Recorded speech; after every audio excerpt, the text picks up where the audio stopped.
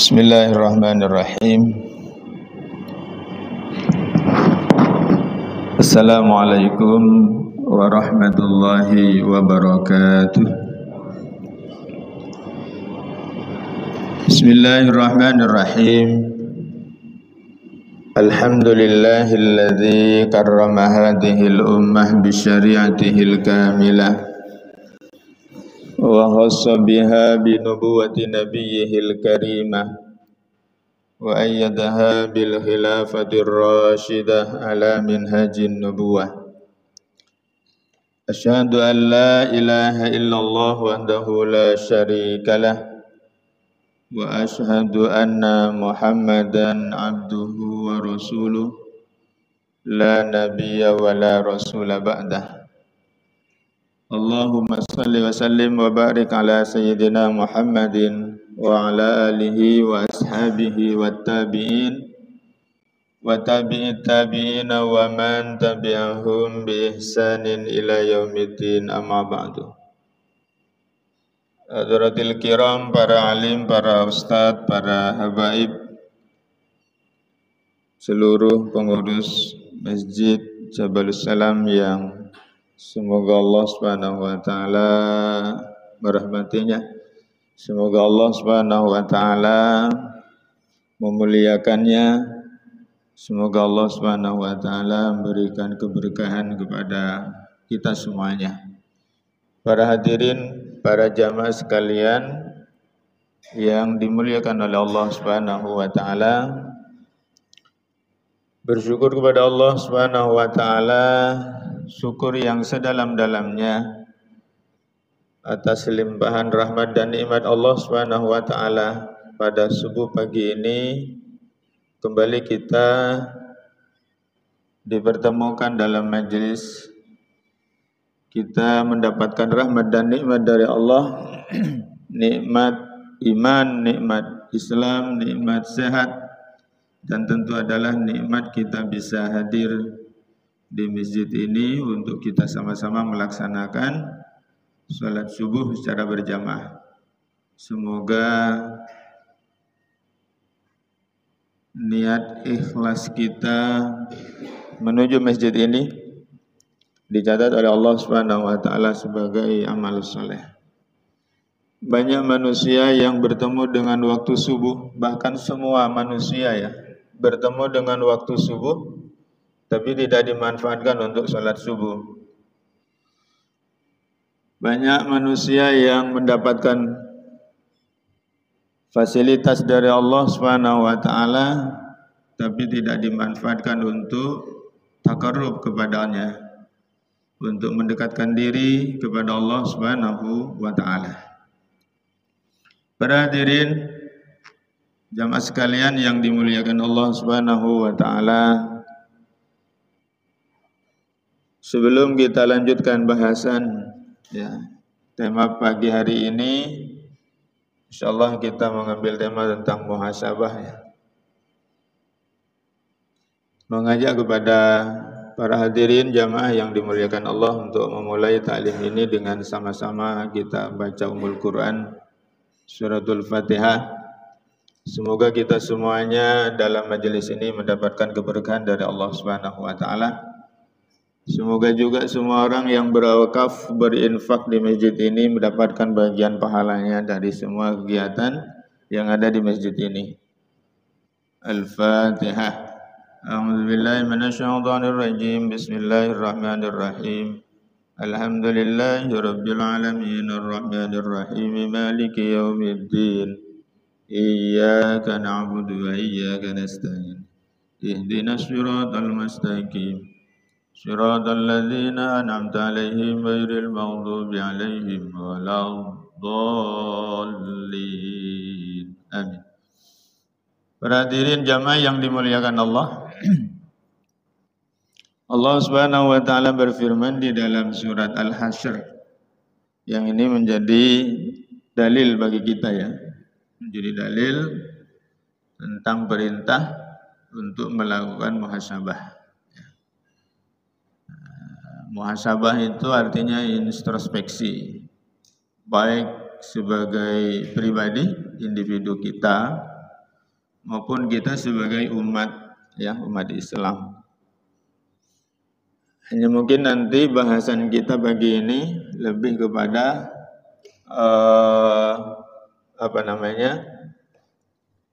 muhasabah kita sebagai umat, ya. Kalau sebagai individu muslim, maka tentu kita secara sendiri-sendiri melakukan muhasabah setiap saat tentunya.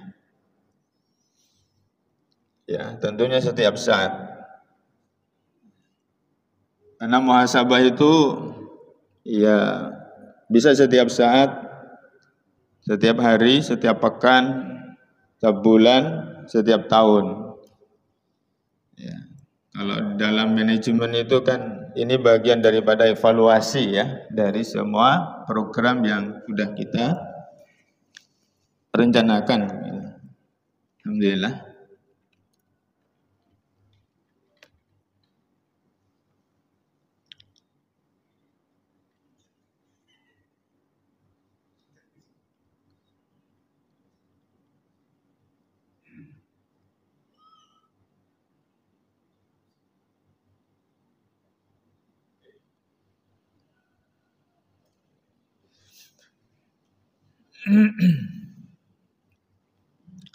Para hadirin jamaah yang dimuliakan Allah Subhanahu wa taala,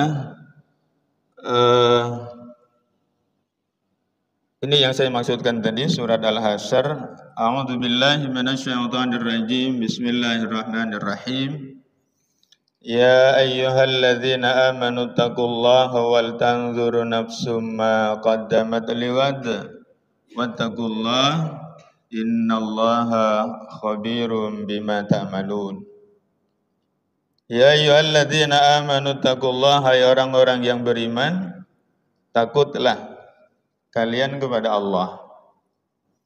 Wal tanzur nafsum ma qaddamat liwad, dan hendaklah setiap orang memperhatikan apa yang telah diperbuatnya untuk hari esok, untuk akhirat.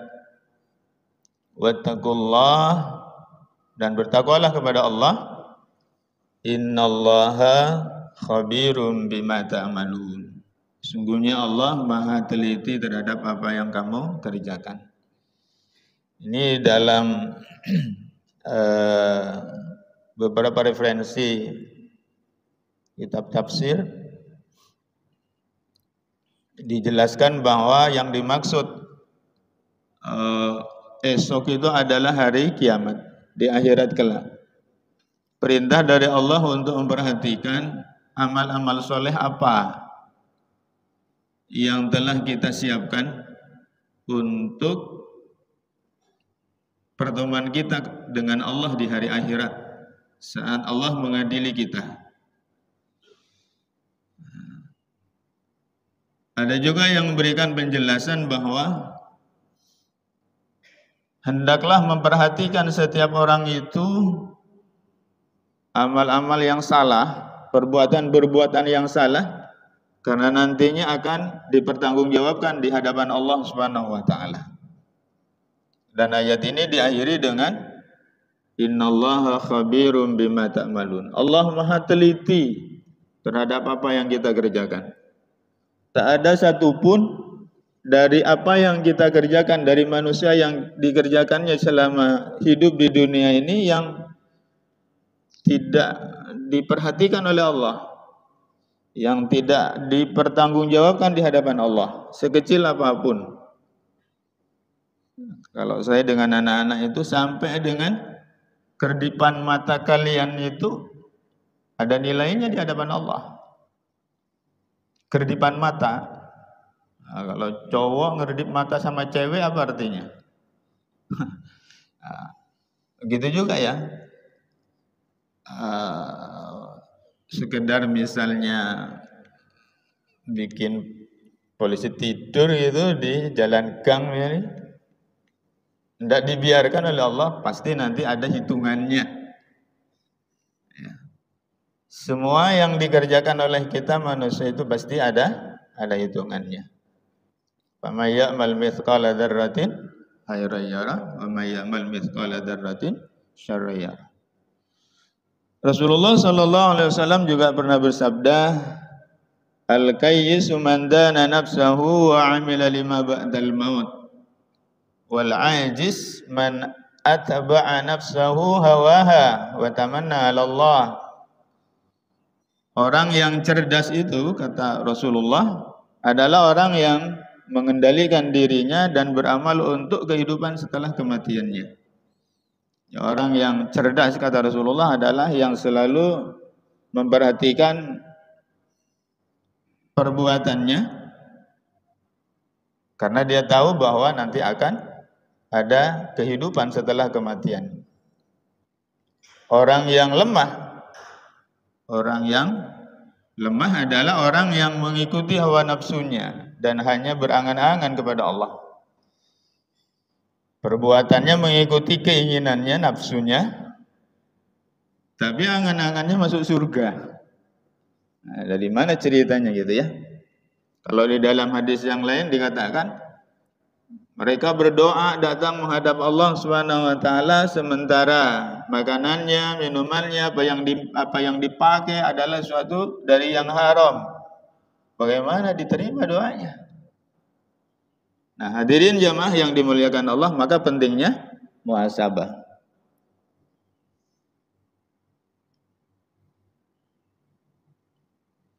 Selanjutnya ada hadis lagi, man hasaba nafsahu fid dunya hawwanallahu alaihi hisabahu yaumal qiyamah. Barang siapa yang menghisab, muhasabah, introspeksi dirinya di dunia, maka Allah nantinya akan memudahkan hisabnya pada hari kiamat. Jadi kalau di dunia itu santai, enggak memperhatikan apa-apa yang diperbuatnya, masa bodoh, bisa-bisa berat hisabnya nanti di akhirat. Tapi orang yang selalu introspeksi terhadap perbuatannya, ya, kalau sebagai umat, maka kemudian apakah umat ini sudah menjadi umat yang seperti digambarkan oleh Allah dalam Al-Quran sebagai khairu ummah. Kuntum khairu ummah, kata Allah. Kalian adalah umat yang terbaik. Umat Islam itu diberi predikat oleh Allah sebagai umat yang terbaik. Nah, lalu kita muhasabah, introspeksi, apakah saat ini umat ini merupakan umat yang terbaik sebagaimana digambarkan oleh Allah Subhanahu wa taala. Maka tentu kita muhasabah. Nah, hadirin jamaah yang dimuliakan Allah, begitu juga yang terkenal dari nasihatnya Umar bin Khattab. Hasibu anfusakum qabla an tuhasabu. Hisablah dirimu sendiri sebelum kamu dihisab. Ya, wazinu a'malakum qabla an tuzana 'alaikum. Timbanglah amalmu sebelum amalmu ditimbang. Ya, kita yang menimbang terlebih dahulu sebelum Allah yang menimbang amal kita. Nah, hadirin jamaah yang dimuliakan Allah Subhanahu wa taala. Ini kita berada di penghujung tahun 2024. Maka tentu kita sebagai umat yang besar, kita tentu harus muhasabah. Tentu muhasabah kita dalam berbagai bidang, ya. Dalam bidang ibadah ritual misalnya termasuk literasi Al-Quran. Bagaimana, apakah kita sebagai umat Islam, generasi muda kita udah literasi Al-Qurannya gimana? Nah, kita juga muhasabah bagaimana politik dan pemerintahan di 1 tahun 2024 ini. Bagaimana ekonomi dan kesejahteraan, kemiskinan misalnya. Bagaimana pendidikan, budaya. Bagaimana peradilan dan sanksi, penegakan hukum. Banyak hal yang mesti harus kita muhasabah. Tapi insya Allah pagi subuh ini kita mengambil yang poin yang kelima, ya. Walaupun juga sedikit menyinggung poin yang pertama. Para hadirin jamaah yang dimuliakan Allah Subhanahu wa taala. Ini untuk yang pertama, Ada pernyataan dari Pak Menteri Agama kita bahwa 72,25% umat Islam di Indonesia itu masih buta aksara Al-Quran. Nah, gimana kita harus muhasabah ini ya? 72%. Artinya adalah umat Islam di Indonesia ini sebagian besar berarti belum bisa membaca Al-Quran dengan baik dan benar tentunya mungkin ya. Tinggi sekali angkanya ini. 72%. Nah, hadirin jamaah yang dimuliakan Allah.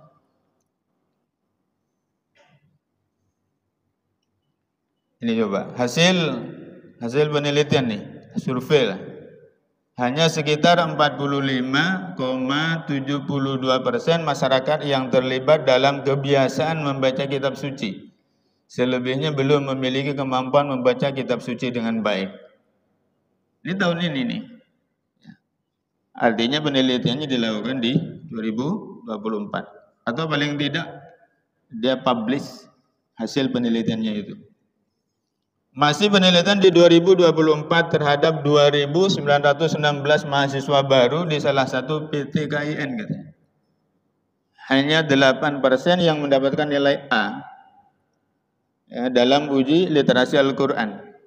Nilai A itu berarti katakanlah sangat baik ketika membaca itu.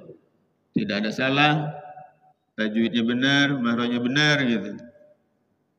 Sedangkan 54%-nya berada pada kategori yang cukup. Cukup itu ya kalau dibuat 4 kriteria, ya 4 kategori gitu. Kurang, cukup, baik, sangat baik mungkin gitu ya. Nah, di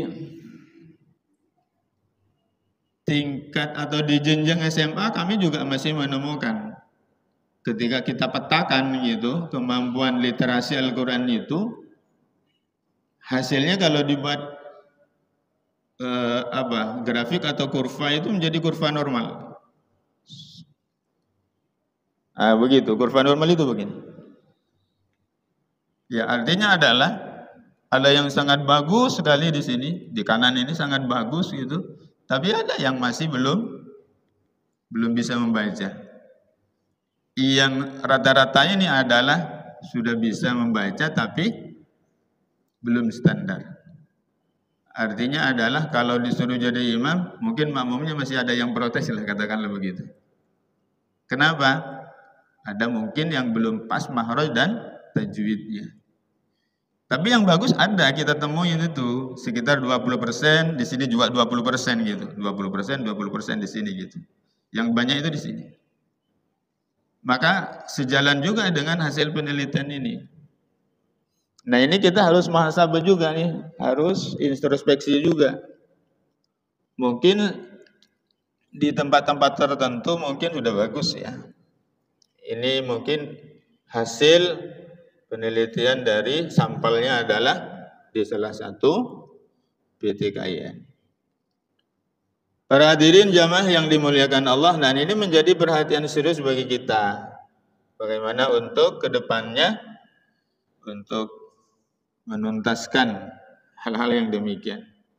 Nah, insya Allah kalau di Masjid Jabalus Salam kalau dilakukan penelitian insya Allah 100% ya, 100% bagus ya, baca Qur'annya.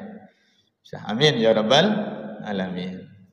Nah, hadirin jamaah yang dimuliakan Allah, ini untuk sedikit mengupas yang pertama tadi.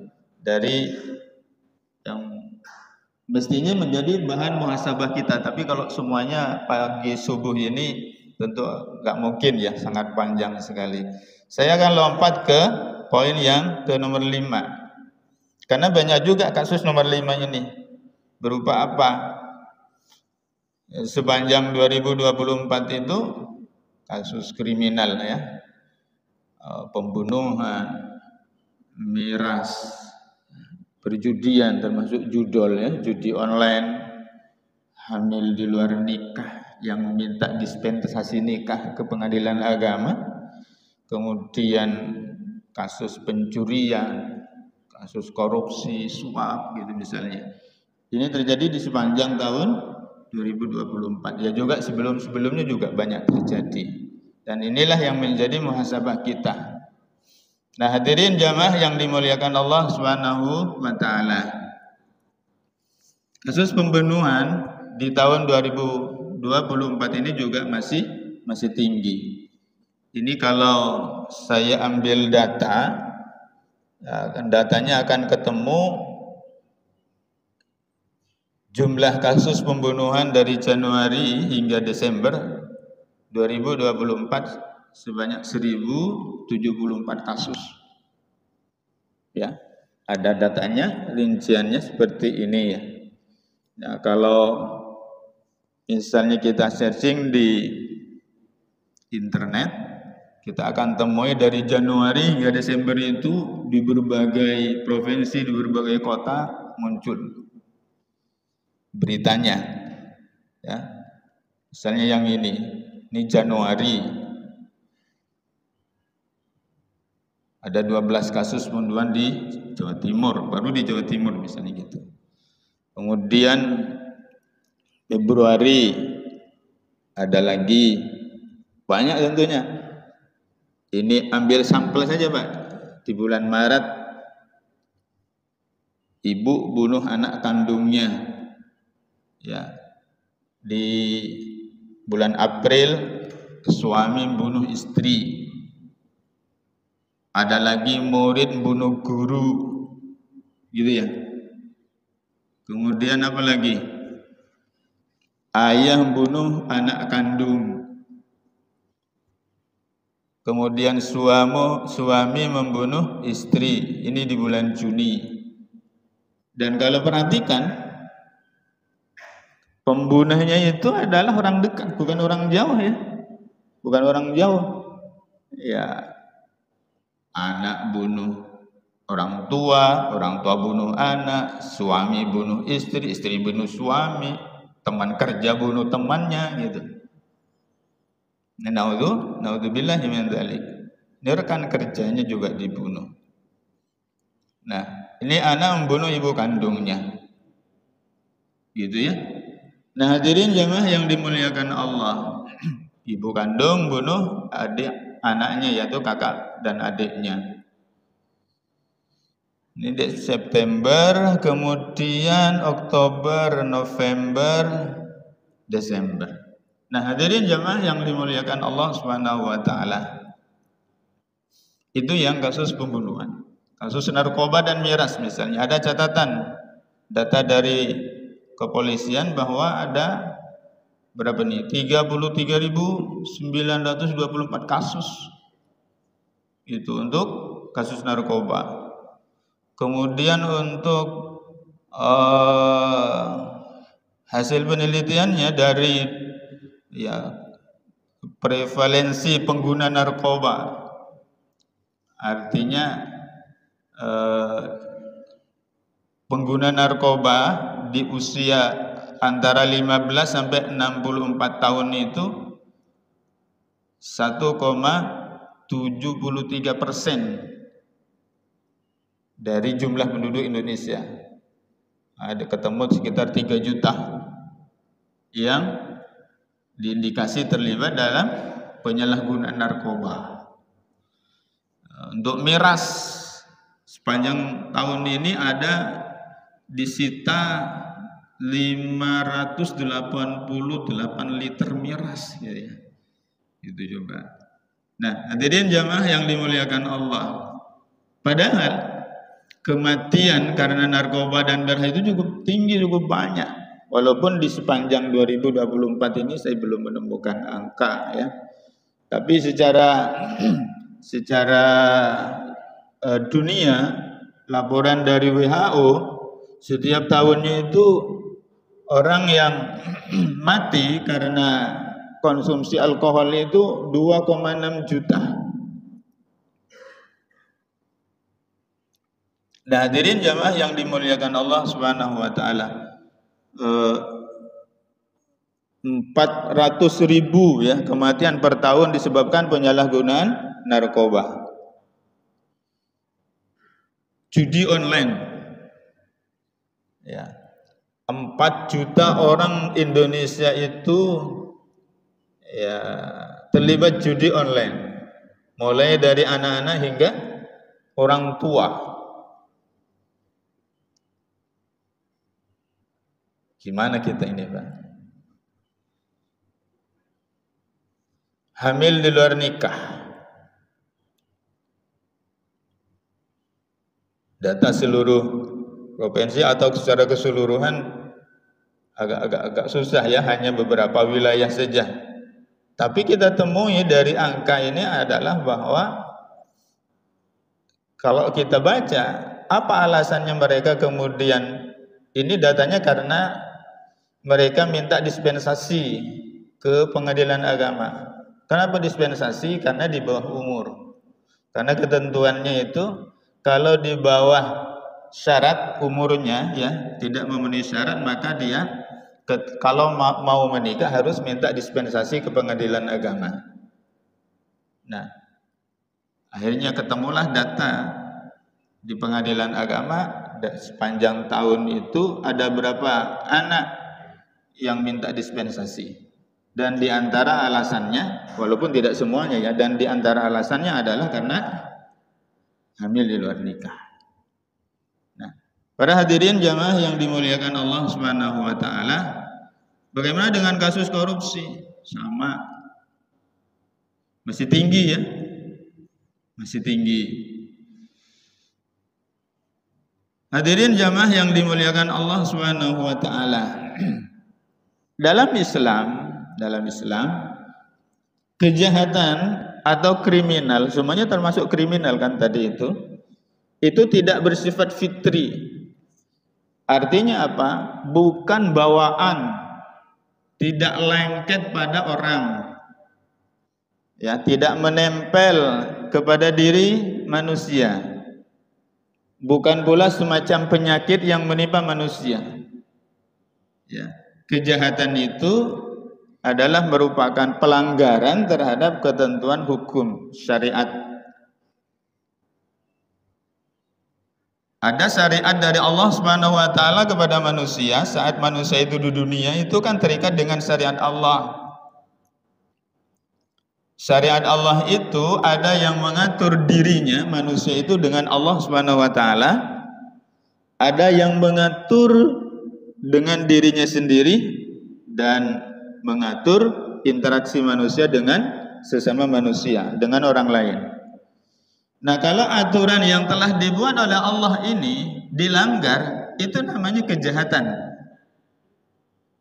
Ya, Allah telah menurunkan aturannya, syariatnya, bagaimana manusia seharusnya terhadap Allah dan bagaimana manusia terhadap dirinya sendiri dan bagaimana manusia itu terhadap orang lain. Aturan ini dilanggar, itulah kriminal. Inilah jarimah namanya. Inilah kejahatan. Artinya apa? Pelanggaran terhadap aturan hukum syara. Islam telah memberikan aturan bagi seluruh aktivitas manusia itu terikat dengan hukum syara. Ya, seandainya ia melanggar hukum-hukum tersebut, maka ia telah berbuat tercela, atau dengan kata lain dia telah melakukan kejahatan atau jarimah. Oleh karena itu butuh yang namanya sanksi ya. Namanya peraturan itu pasti disertai dengan sanksi. Oleh karenanya maka terhadap orang yang melanggar aturan hukum syara di dalam Islam itu disiapkan sanksinya oleh Allah Subhanahu wa taala. Nah, sistem sanksi di dalam Islam itu sangat mencegah. Karena falsafah uqubat di dalam syariat Islam itu memiliki dua nilai. Ya, di antaranya adalah nanti kita akan menemui, nah ini dia. Fungsi ukubat di dalam Islam itu ada dua. Yang pertama adalah zawajir, yang kedua jawabir. Apa zawajir? Maksudnya adalah sanksi yang dijatuhkan kepada pelakunya itu mencegah orang lain dari berbuat dosa dan kriminal yang sama. Mencegah. Jawabir artinya sanksi yang dijatuhkan di dunia itu menggugurkan dosa-dosanya, sehingga nanti di akhirat tidak diadili lagi, tidak ditanya lagi. Itu fungsi ukubat atau sanksi di dalam Islam. Contoh misalnya, ambil contoh kasus pembunuhan. Kenapa tadi sepanjang 2024 itu sekian banyak kasus? Hukumannya apa? Penjara kan? Penjara. Apakah kemudian penjara itu mencegah orang lain daripada berbuat kriminal yang serupa, yaitu pembunuhan? Ternyata juga tidak. Apa buktinya? Masih banyak kasus pembunuhan. Apakah kemudian penjara itu menjadikan dosa membunuhnya itu terhapus? Tidak. Urusannya nanti di hadapan Allah masih. Tapi kalau dalam Islam, ketika ada misalnya kasus pembunuhan, nanti kita akan bahas macam-macam pembunuhan itu ada 3 di dalam fikih Islam. Kalau misalnya dia pembunuhannya adalah pembunuhan kategori pembunuhan disengaja, maka kemudian setelah melalui proses pengadilan, maka kemudian dia akan menjalani hukuman yang namanya kisos.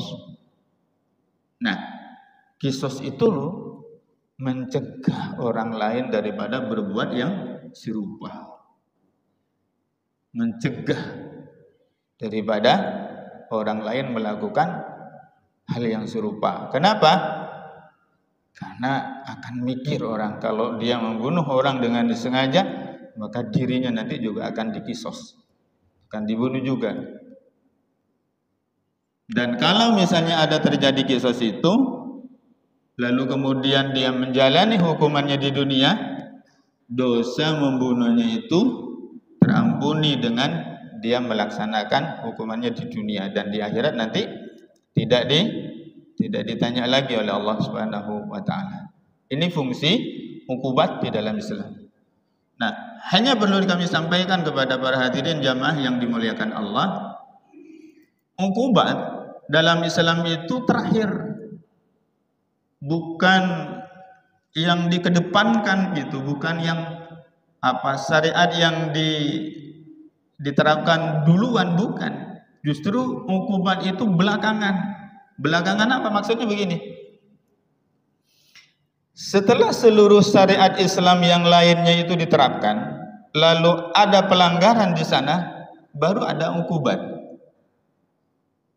Contoh misalnya, kenapa terjadi banyak kasus hamil di luar nikah, perzinahan misalnya gitu, atau LGBT misalnya gitu. Maka sebelum ukubat terhadap kasus itu ditegakkan, syariat Islam tentang pergaulan harus diterapkan terlebih dahulu. Ada nizamul ijtima', sistem pergaulan di dalam Islam. Diatur sedemikian rupa, ya. Di antaranya kewajiban bagi wanitanya untuk menutup aurat dengan sempurna. Ya, diatur kehidupan sosial sedemikian rupa sehingga menutup celah untuk terjadinya ikhtilat atau khalwat. Ikhtilat itu campur baur laki perempuan di satu tempat, satu kegiatan, satu forum, satu event misalnya gitu. Itu dicegah sedemikian rupa. Karenanya dalam Islam itu walimatul urus, pernikahan itu bukan terpisah itu, supaya tidak bertemu antara tamu laki-laki dan tamu perempuan, menghindari ikhtilat, campur baur. Bahkan ada yang sampai ketat pintu masuknya, ada laki-laki sendiri, perempuan sendiri gitu kan.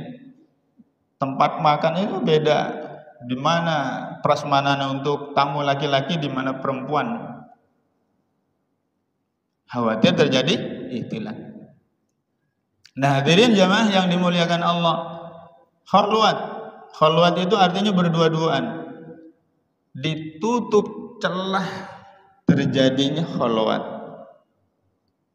Ya, aturan kehidupan sosial sedemikian rupa berjalan dengan bagus, lalu kemudian terjadi pelanggaran terhadap hukum itu, kemudian terjadi katakanlah perzinahan tadi, hamil di luar nikah, maka kemudian wajar kalau kemudian ditegakkan hukumannya. Nah, hadirin jamaah yang dimuliakan Allah Subhanahu wa taala,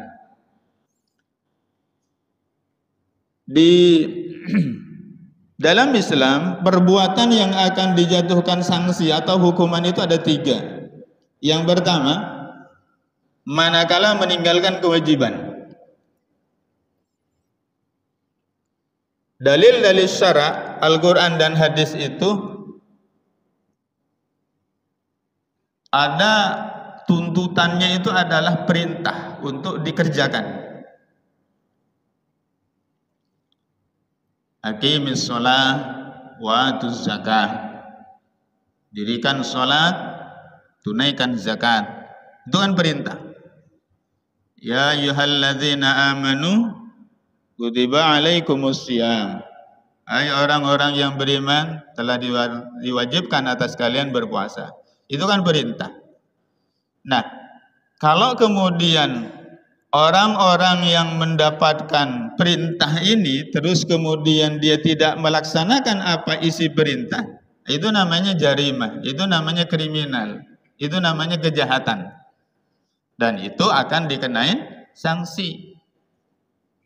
Pak, halo, hari ini orang tidak sholat ada sanksinya enggak? Enggak ada. Lalu saya sebenarnya lagi searching ya tentang pengamalan keagamaan dalam hal sholat umat Islam di Indonesia di tahun 2024 ini. Berapa persen atau seperti apa hasilnya ya? Tapi belum dapat. Ada survei tapi udah cukup lama, tahun 2019.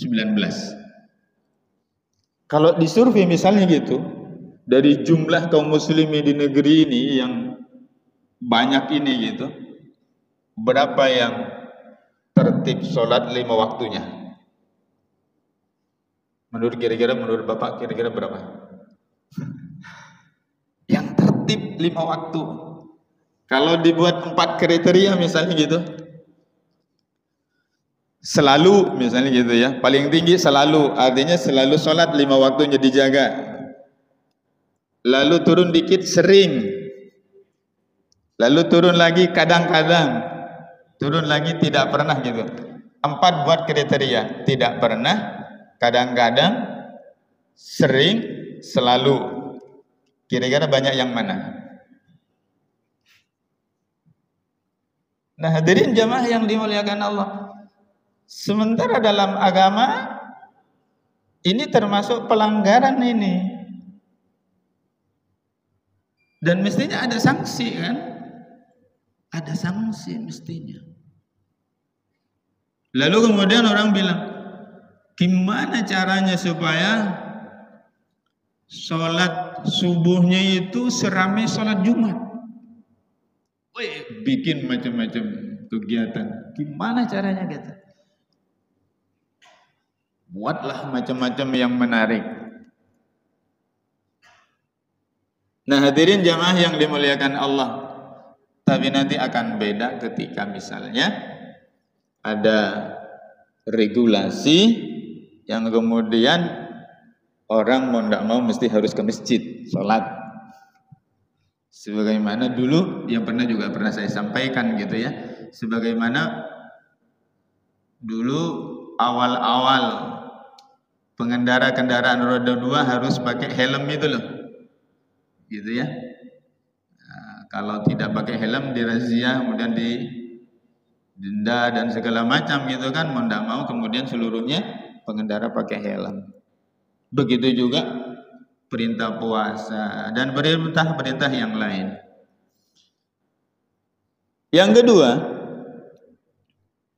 perbuatan yang akan mendapatkan sanksi atau hukuman itu adalah ketika melakukan apa yang dilarang.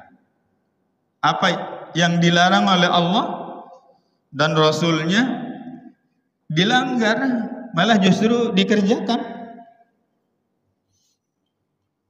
Katakanlah dia perintahnya sudah dilaksanakan, sholat iya, puasa juga, perintah-perintah Allah sudah dikerjakan, tapi larangannya dikerjakan juga. Minum khamar, berzina misalnya, atau mencaci Rasulullah Sallallahu Alaihi Wasallam. Ini sesuatu yang haram, sesuatu yang dilarang. Maka perbuatan, ya kalau ditulis semua banyak tentu ya, apa yang dilarang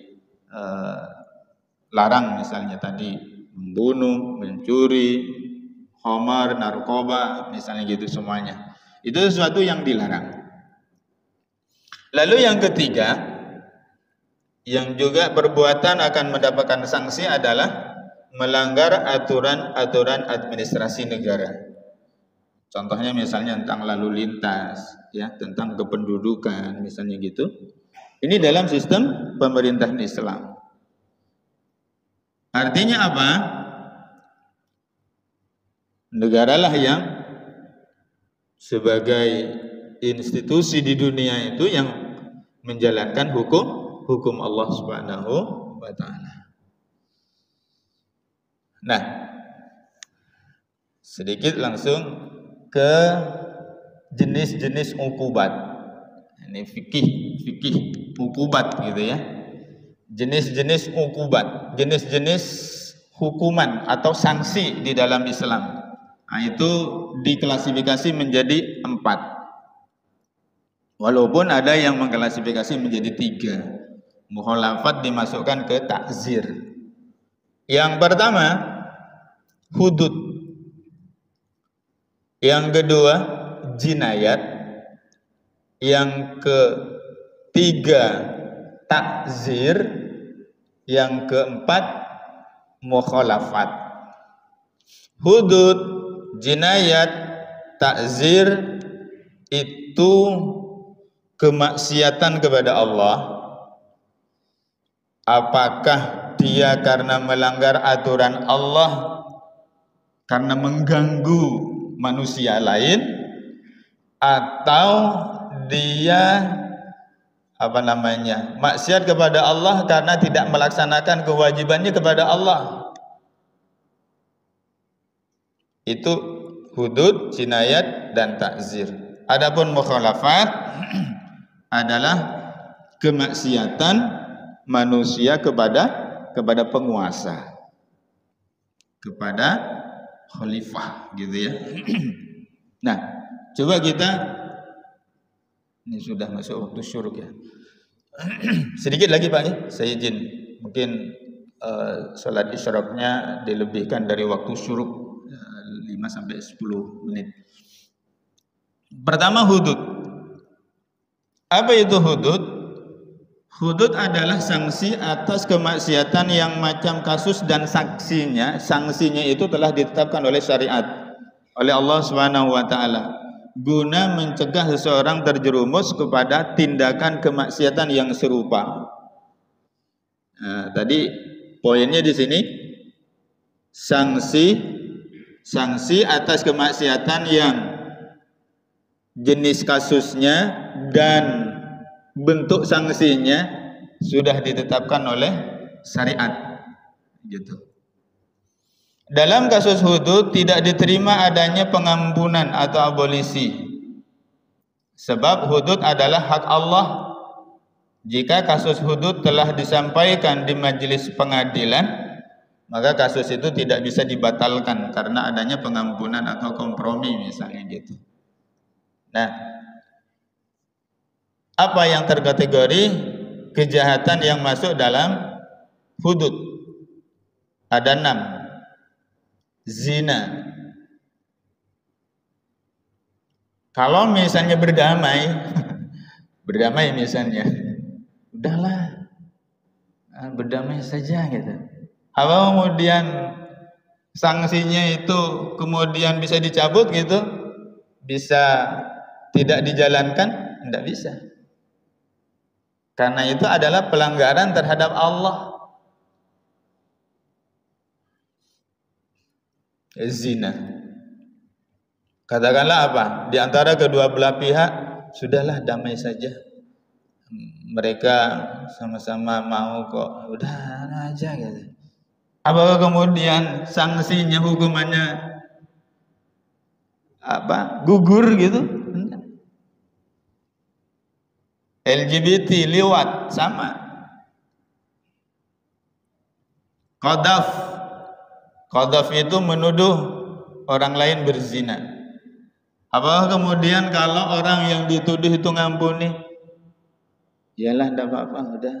Kemudian yang menuduh itu minta ampun, kemudian apakah gugur hukumannya bagi penuduhnya?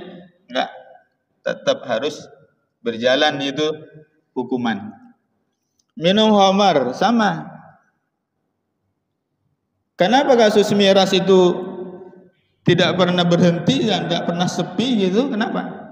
Karena hukumannya lemah terhadap khamar. Apa hukumannya dalam Islam? Cambuk.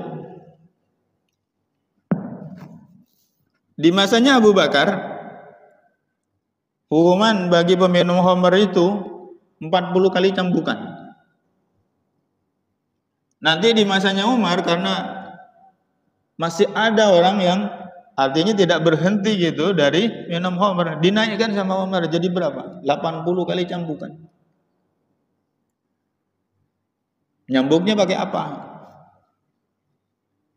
Ya pakai cambuk. Pakai pelepah kurma misalnya. Pencurian. Apa hukumannya? Iya. Murtad. Hirabah. Hirabah itu tindakan pengerusakan, perampokan. Bugat itu memberontak. Bugat, memberontak. Nah, dikatakan memberontak itu begini. Dia warga sebuah negara, kemudian dia mengkoordinir orang lain keluar dari batas wilayah itu, menyusun kekuatan untuk memberontak ke negara itu. Ini namanya bugat. Tapi kalau misalnya dia masih tetap berada di dalam negara itu, di dalam negeri itu, dia hanya tidak setuju menentang aturan dari penguasa di situ, nah itu tidak disebut bugat. Gitu. Dalam fikihnya begitu ya. Nah, hadirin jamaah yang dimuliakan Allah, kemaksiatan ini telah diperingatkan oleh Asy-Syari', Allah dan Rasulnya di dalam Al-Quran dan As-Sunnah. Ada hukumannya semuanya. Ada hukumannya semuanya. Telah diingatkan oleh Allah. Kalau kalian melanggar ini hukumannya. Kalau kalian melanggar ini hukumannya. Sudah diingatkan dengan baik oleh Allah Subhanahu wa taala dalam Al-Quran. Misalnya ini ya. Ini tabelnya. Jenis kejahatannya, sanksinya apa? Ini ayat Quran dan hadisnya. Ini telah diingatkan oleh Allah Subhanahu wa taala kepada manusia dengan baik. Supaya manusia itu tidak menyentuh apa-apa yang dilarang tadi. Zina dan liwat. Nah, zina itu ada zina muhsan, ada ghairu muhsan. Liwat ini jenis sanksinya. dari asyari. Qadhaf apa hukumannya?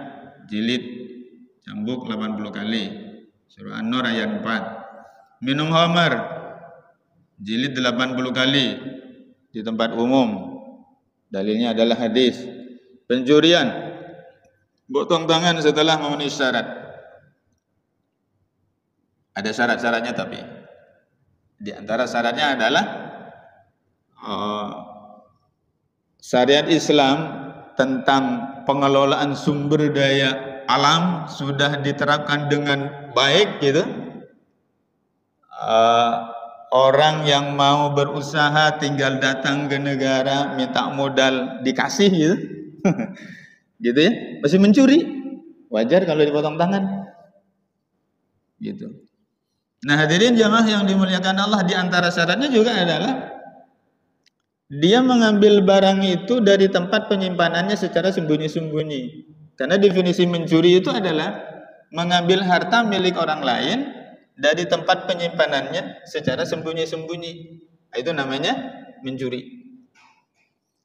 Tapi kalau dia mengambil harta milik orang lain secara terang-terangan di depan orangnya, itu bukan mencuri. Itu apa namanya? Merampas, merampok. Hukumannya beda. Atau dia ngambil barang orang lain di jalanan misalnya gitu ya. Itu bukan mencuri tapi nemu. Barang tercecer tapi bukan barang parkir. Cukup nih. Terima kasih para hadirin jamaah yang dimuliakan Allah Subhanahu wa taala. Nah, ini juga ya.